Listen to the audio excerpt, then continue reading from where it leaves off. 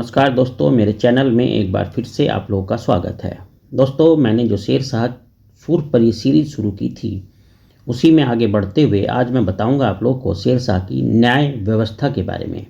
मैंने अपनी पिछली वीडियो में आप लोगों को बहुत सारी इन्फॉर्मेशंस दी हैं डिफरेंट पहलू को लेकर, जो कि शेरशाह के प्रशासन, उसकी सैन्य व्यवस्था, उसकी पुलिस प्रशासन इत्यादि इत्यादि से संबंधित रही हैं।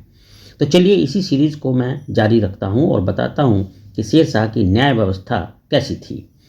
देखो, शेरशाह ने उच्च कोटि की न्याय व्यवस्था स्थापित की, ऐसा कुछ इतिहासकार मानते हैं। अब इसमें जो अब्बास खां सरवानी हैं, वो अपने ग्रंथ तारीख़ शेरशाही में लिखते हैं कि वह प्राय कहा करता था कि न्याय सभी धर्मों में प्रशंसित है, जिसे इस्लाम तथा विधर्मियों के शासक मानते हैं। न्याय समान कोई अन्य उपासना तथा पूजा नहीं है, क्योंकि इस्लाम और विधर्मियों के द्वेष भी इस बात से सहमत हैं। ये अब्बास खां सरवानी अपने ग्रंथ तारीख़ शेरशाही में लिखते हैं। किसके बारे में? शेरशाह के बारे में। आगे सरवानी लिखते हैं कि यदि सुल्तान के न्याय की छाया जनता के विभिन्न संप्रदायों से दूर हो जाए तो उनसे मिलकर रहने का संगठन टूट जाए। शक्तिशाली, वैभव संपन्न एवं लड़ाई झगड़ा करने वाले लोग वृद्धों तथा शक्तिहीनों पर अन्याय करने लगेंगे। ऐसी अवस्था में जो स्थिति उत्पन्न होगी उसका ज्ञान स्पष्ट है, क्योंकि वह देश के पतन का कारण होगी। ये विचार थे शेरशाह के, जो बताए गए हैं तारीख़ शेरशाही में अब्बास खां सरवानी द्वारा। तो ये बातें जो मैंने आपको बताई ऊपर, ये इस अब्बास खां सरवानी के तारीख़ शेरशाही ग्रंथ में लिखी गई हैं।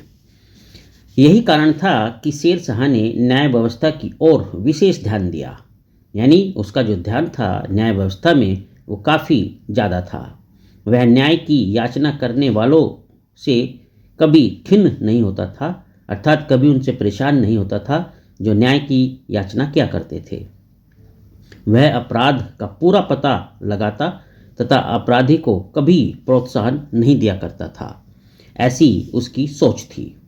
वह अपराधी को दंड देने में कोई भेदभाव अथवा कृपा दृष्टि नहीं करता था, चाहे वह उसका कितना ही निकटवर्ती, यशस्वी, अमीर, उसकी जाति या उसका पुत्र ही क्यों ना हो।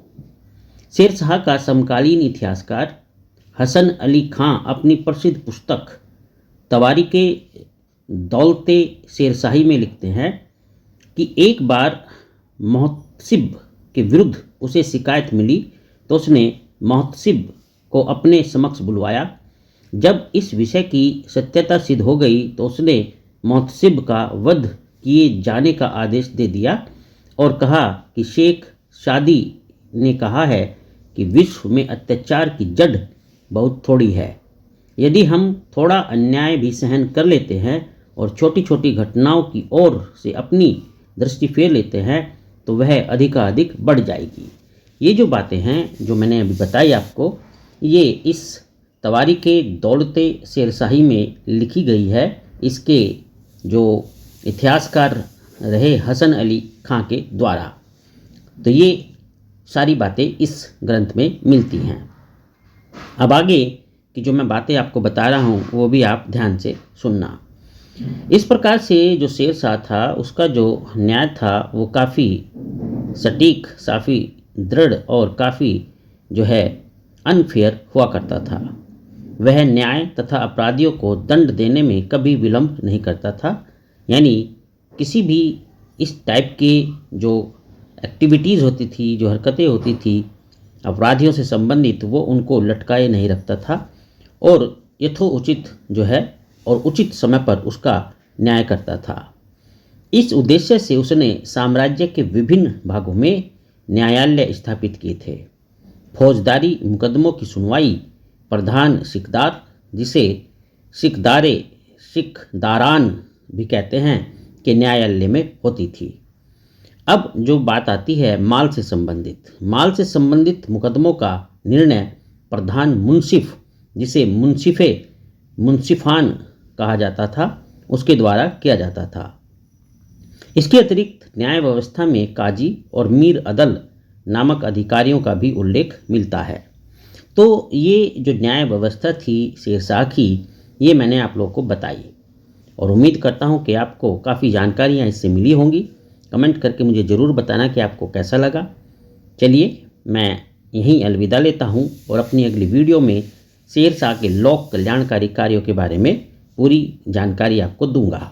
चलिए तब तक आप लोग अपना ध्यान रखिए। आपका दिन शुभ हो।